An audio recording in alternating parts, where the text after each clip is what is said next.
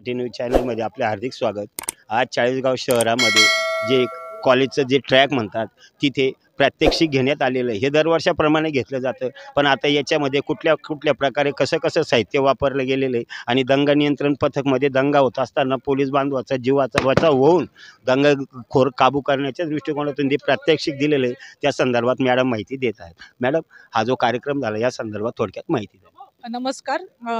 आज रोजी येणारे जे सण उत्सव आहेत, आगामी काळात येणारी विधानसभा, काही लॉ अँड ऑर्डरचे जे इश्यू आहेत त्या दृष्टीने कर्मचारी व अधिकारी यांना सराव व्हावा म्हणून आज चाळीसगाव विभागातले जे सर्व कर्मचारी व अधिकारी आहेत त्यांच्यासाठी येथे लाठी ड्रिल तसेच जे आमचे स्टन ग्रेनेड आहेत, डाय मार्कर असेल, अश्रुधुराच्या नळकांड्या कशा फोडायच्या, मॉबवर कंट्रोल कसं आणायचं याचं प्रशिक्षण आयोजित करण्यात आलं होतं।